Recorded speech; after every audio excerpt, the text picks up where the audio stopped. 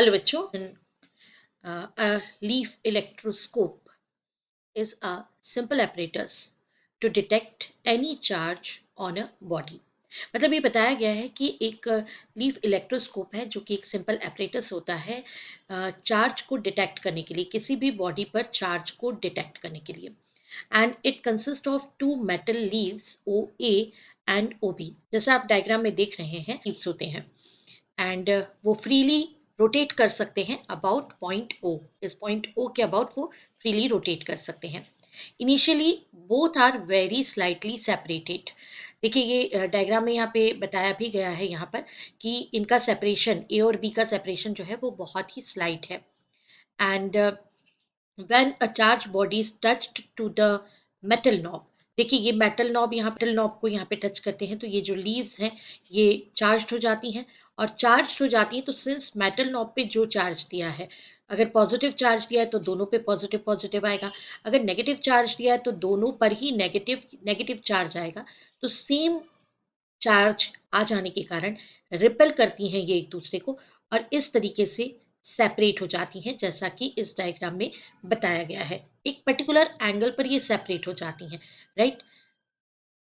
तो यही बताया गया है क्वेश्चन में कि when a charge object is touched to the metal knob at the top of the conducting rod, charge flows from the knob to the leaves through the conducting rod.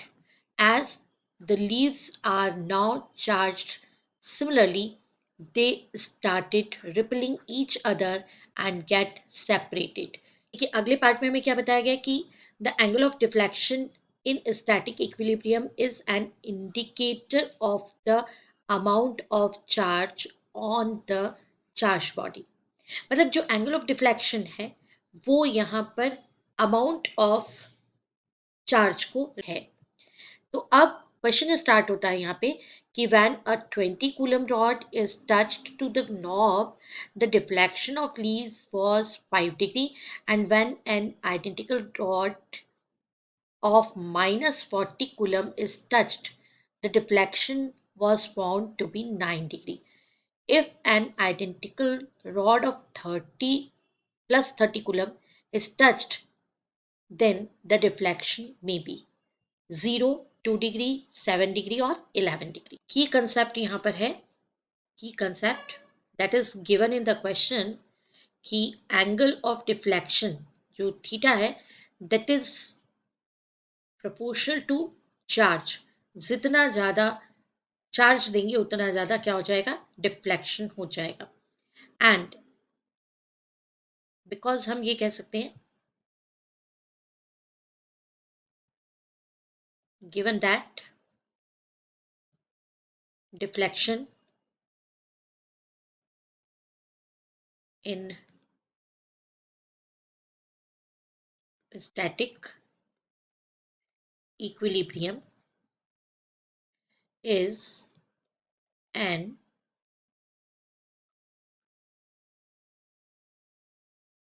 indicator of the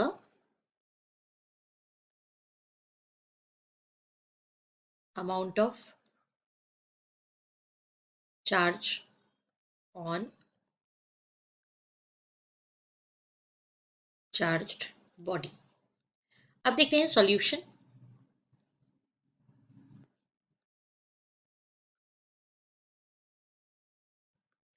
तो देखिए student, आपको जब solution में given है कि when 20 coulomb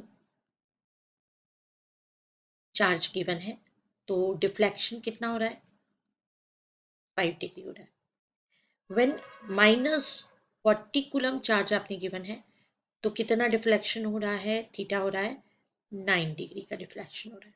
deflection angle इतना है और हमको प्लस 30 कूलम देना है और बताना है कि थीटा कितना होगा.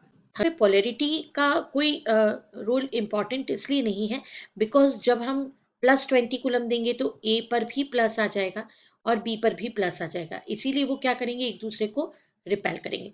जब हम माइनस 40 कूलम देंगे तो यहाँ पर -40 -40 आ जाएगा, यहाँ पर -40, यहाँ पर -40 आ जाएगा और ये एक दूसरे को क्या करेंगे, रिपेल करेंगे. एंड देन प्लस 30 कूलम, जब हम देंगे तो फिर ये प्लस प्लस आ जाएगा और फिर ये एक दूसरे को रिपल करेंगे और यहाँ पर इतना एक दूसरे के साथ सेपरेशन क्रिएट करेंगे। हमें अमाउंट पर ध्यान देना है। ये यहाँ पर है 20, यहाँ पर है 40 और यहाँ पर है 30। जब 20 है तो 5, फिर 40 है तो 9, तो अब 30 है तो 5 और 9 के बीच में वैल्यू आनी चाहिए। हम ऑप्शंस देखते हैं तो देखिए 0 नहीं हो सकता बिकॉज 5 से लेस है, 2 नहीं हो सकता बिकॉज 5 से लेस है, और 11 भी नहीं हो सकता बिकॉज 9 से वो ग्रेटर है। तो बिटवीन 5 डिग्री एंड 9 डिग्री हमें ये सेट करना है बिकॉज ये 20 है, ये 40 पर है, और अब हमें बताना है कि 30 पर कितना होगा। तो ऑब्वियसली 5 और 9 इन दोनों के बीच में है 7 degree. This is the right option. So theta equals to 7 degree. This is the right option. I hope you understood it well. Best of luck. Thank you.